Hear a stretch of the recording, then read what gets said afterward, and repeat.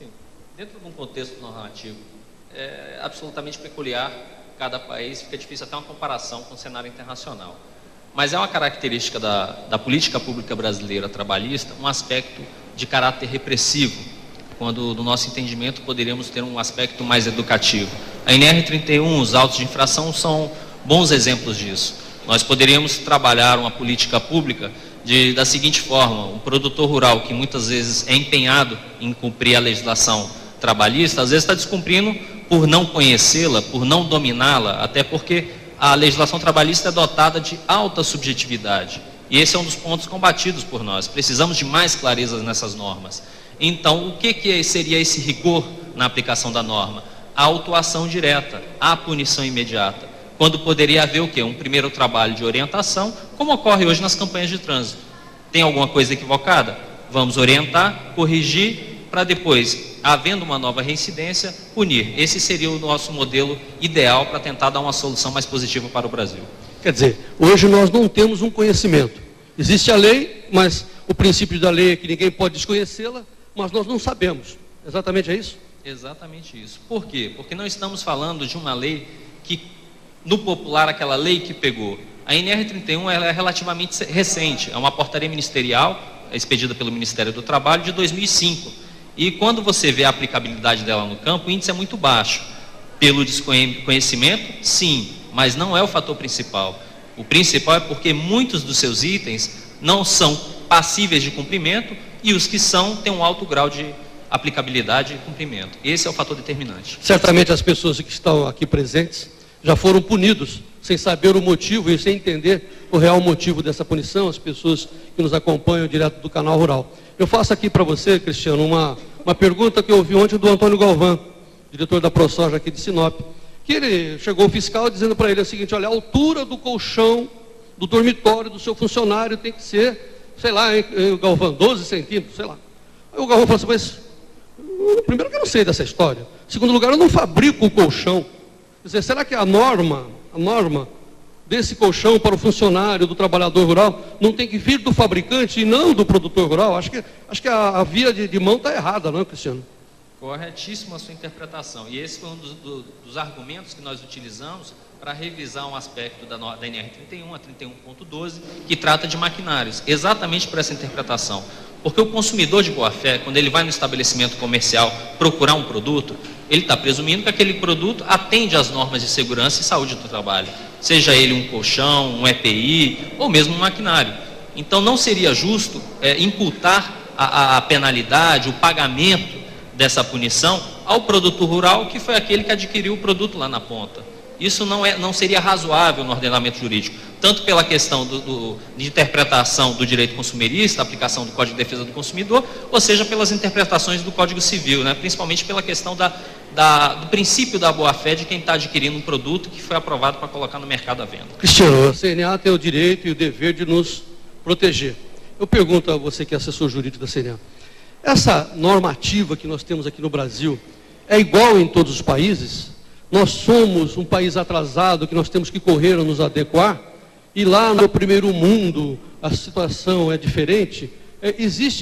Dá para você comparar as relações trabalhistas fora do Brasil com essa que está sendo essa NR31? É uma coisa brasileira como jabuticaba ou é uma normativa que percorre todos os países mais desenvolvidos?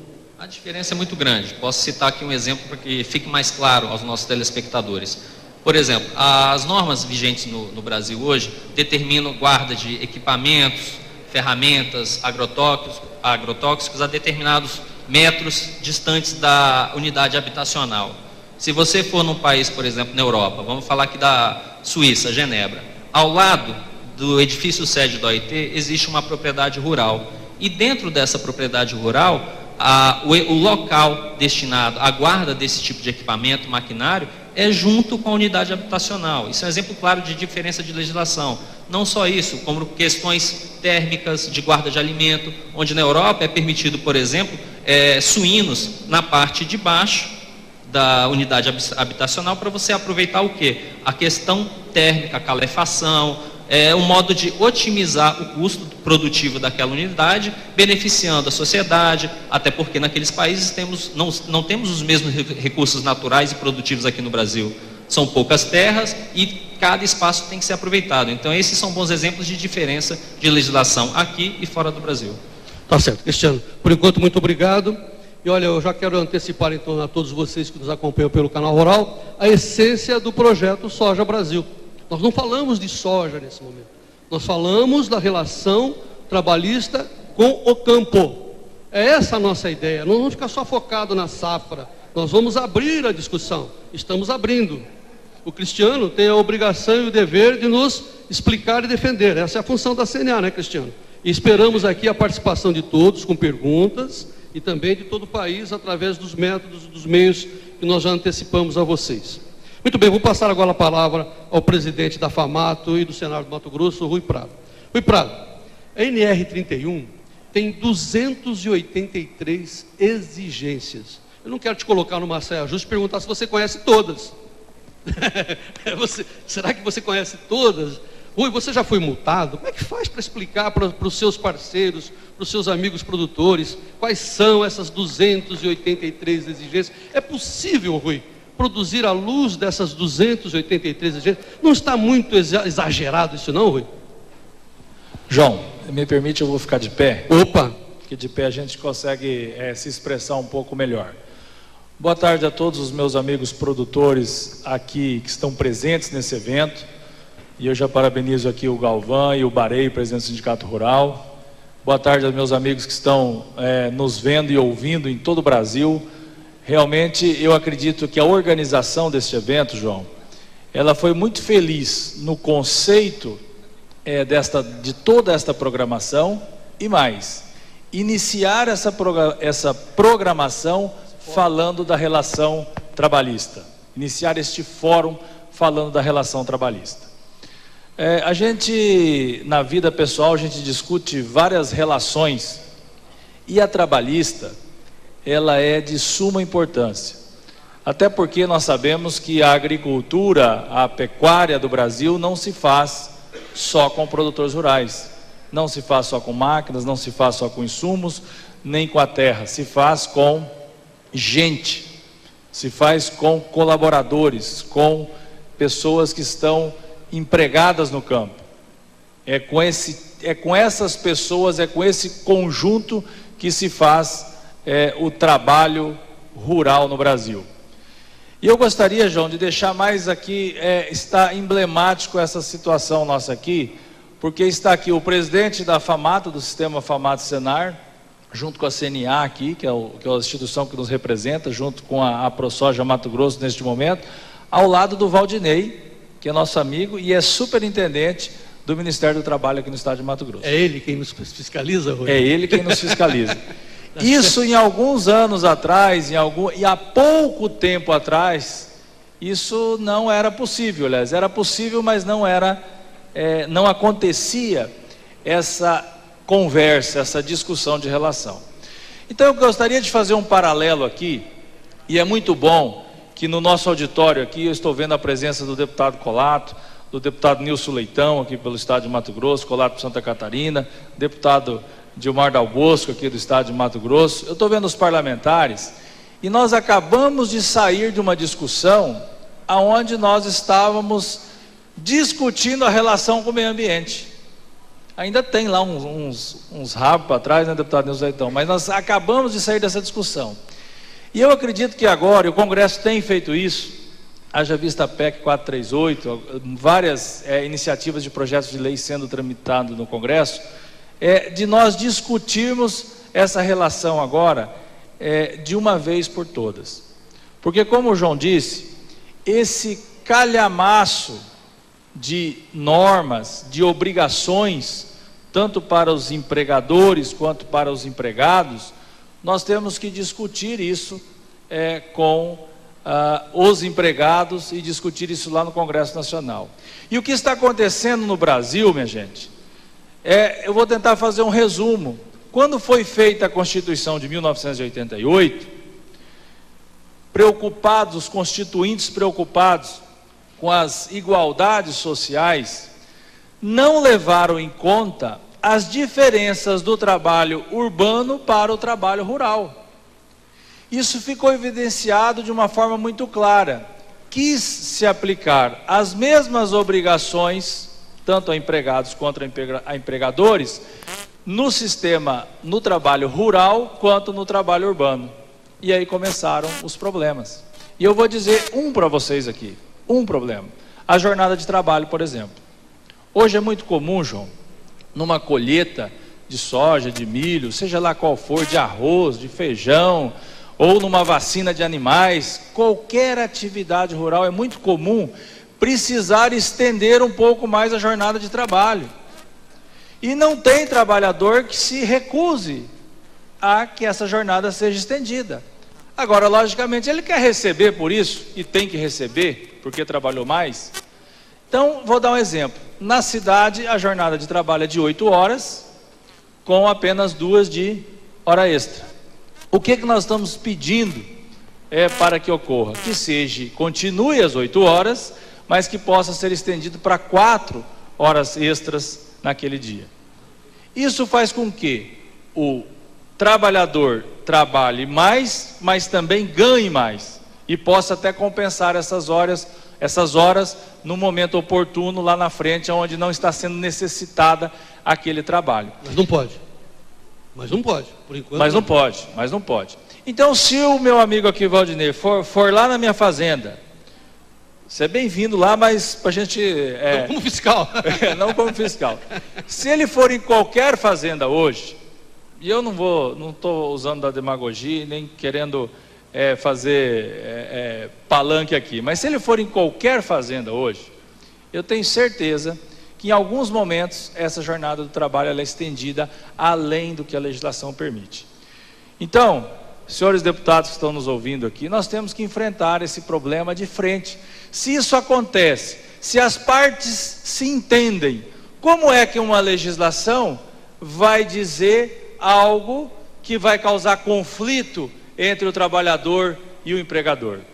O que nós queremos, a minha fala está esgotada, o que nós queremos é conversar, é esgotar totalmente o diálogo entre trabalhadores e empregadores, para que o Congresso Nacional faça uma legislação justa, faça uma legislação exequível, igual ou muito parecida ao que aconteceu com o Código Florestal, onde não era exequível, e agora a gente já começa a enxergar um rumo aí à frente. Então é isso, João. Muito bem. A minha fala. Ô Rui, você gastou 5 minutos, eu não sei... Vamos para o Rui. Obrigado. Não sei se você conseguiu listar ou relacionar pelo menos uma das 283 exigências. Mas vamos lá, Tá.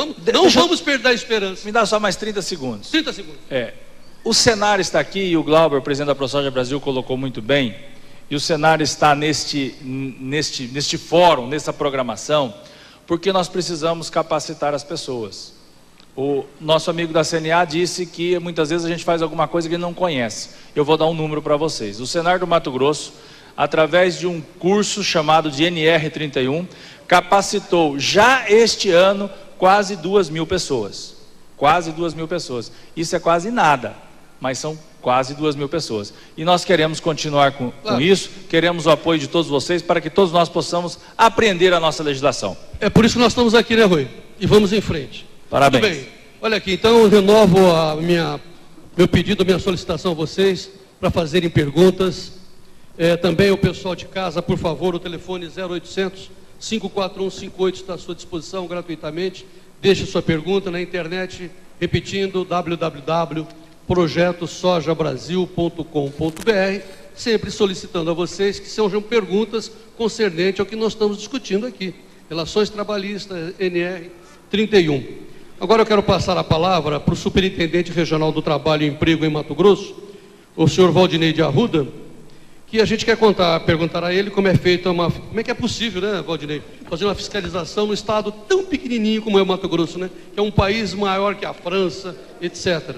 E quais as situações mais graves que o senhor encontra aqui? E da minha parte dizer para o senhor, me sinto muito honrado ter o senhor aqui, porque a gente sente que o senhor está na casa entre amigos, na casa de amigos, e a sua presença é muito importante nesse momento, para nos esclarecer e fazer com que a gente reflita sobre essas normas que o senhor, que certamente não as inventou, pode até ter participado dessas normas, mas por dever da sua profissão e da sua posição, o senhor é obrigado a cumpri-las. O senhor é obrigado a cumprir a lei. É disso que nós queremos ouvir do senhor. Inicialmente o senhor tem 5 minutos, mas depois nós vamos lhe dar mais espaço para o debate. Senhor Valdinei, por favor.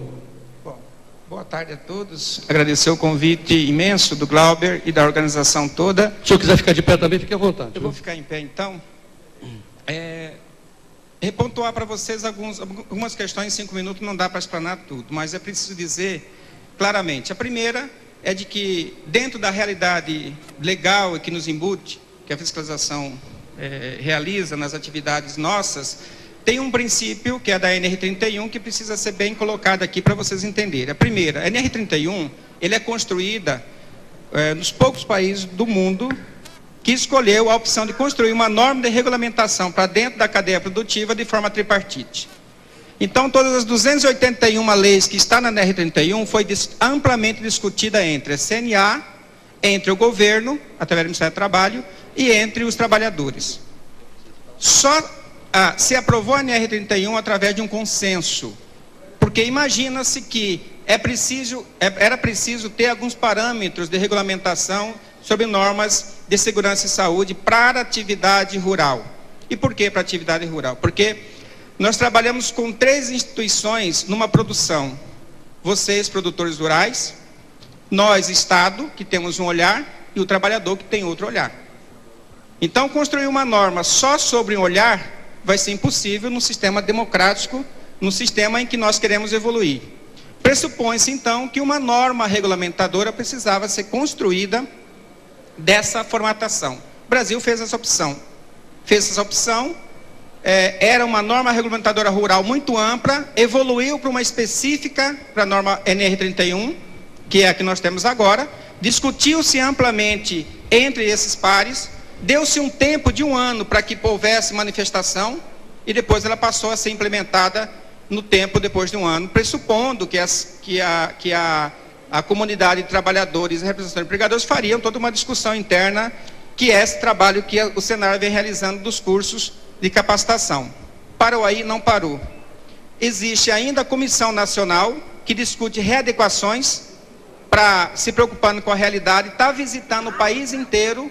Nós, auditores fiscais do trabalho da comissão, representantes da CNA, da CONTAG, dos trabalhadores, estão visitando, o Ministério Público do Trabalho participa dessa comissão, para readequar algumas questões. E é verdade, existem algumas questões que precisam ser readequadas sim, né? Porque cada realidade existe algumas peculiaridades, mas qual é o instrumento legal para construir isso? O instrumento da democracia e do diálogo, é esse instrumento.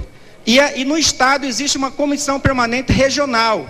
Então, se um trabalhador ou se um empregador entende que tem que fazer alguma modificação, tem que encaminhar para essa comissão que é constituída e coordenada pela superintendência, para fazer essa modificação e depois seguir para essa comissão nacional, em que a CNA tem assento, para fazer essa modificação lá. Então, esse é o sistema. É o sistema que nós criamos, assim como o sistema para modificar a legislação tem que ser através do Congresso. Então, nós temos que entender. Agora, existe um outro princípio básico que eu quero colocar para esse movimento. Um detalhe é você aplicar na responsabilidade do que é encargos, impostos e do que é investimento na pessoa. O trabalhador é pessoa, então ele precisa ser encarado como investimento, porque a realidade dele é de pessoa humana. Eu vou dizer uma coisa bem objetiva para vocês. Como é que nós escolhemos onde vamos fiscalizar? Aqui no estado de Mato Grosso, diagnóstico. Diagnosticamos 1 ano antes, elencamos as prioridades e vamos atacar. Rural é prioridade? É prioridade, porque mas existe trabalho de degradância lá dentro. Segundo, é prioridade por quê? Estou doido para participar. É prioridade por quê? Porque a maioria das mortes de acidentes fatais ocorre no meio de transporte nas atividades agropecuárias. Então, o Brasil hoje tem uma média de morte por trabalhador, a cada 100 mil segurados da Previdência, em torno de 13%. 13 de cada 100 mil segurados, 13 mortes. Mato Grosso chegou a 45 nas últimas taxas, baixou um pouco agora, é verdade, no último censo, mas ainda somos campeões de acidentes fatais. Então nós temos que atacar onde? Onde está havendo transporte. E onde está havendo transporte, segundo essa atividade econômica, agropecuária. Então é prioridade, porque nós olhamos a pessoa. retirar a parte dos impostos. Quer discutir custo de produção? Separa custo de imposto e separa custo de trabalhador como pessoa. Aí nós vamos caminhar. Segundo, é preciso entender que o sistema brasileiro é um sistema importante de legislação prevista, aí que estão nossos deputados aqui, eles sabem disso, para se construir uma mudança na legislação, há toda uma sistemática interna no Congresso, que passa por várias discussões, porque não é só um olhar que é colocado, é o olhar da pessoa, é o olhar da proteção, é o olhar social, é o olhar da saúde, é o olhar do Estado junto, né? E aí eu parabenizo, aí sim, com base nesse princípio, e aí eu coloco mais um princípio importante nessa construção. Hoje o mundo inteiro caminha para um processo chamado de sustentabilidade. É preciso entender que hoje as nossas produções, elas têm que ser sustentáveis, do ponto de vista que mantenha o trabalho producente, tem que ser producente, tem que crescer, vocês têm que ser empresários de sucesso, porque sendo de sucesso vocês vão provocar a inclusão de mais trabalhadores. Esses trabalhadores têm que estar em condições de segurança, saúde, com salário, e ele com salário, ele produz riqueza para a cidade. Produzindo riqueza para a cidade, a gente diminui condições de miserabilidade, violência e todas essas questões sociais, e o Estado também controla melhor as políticas públicas.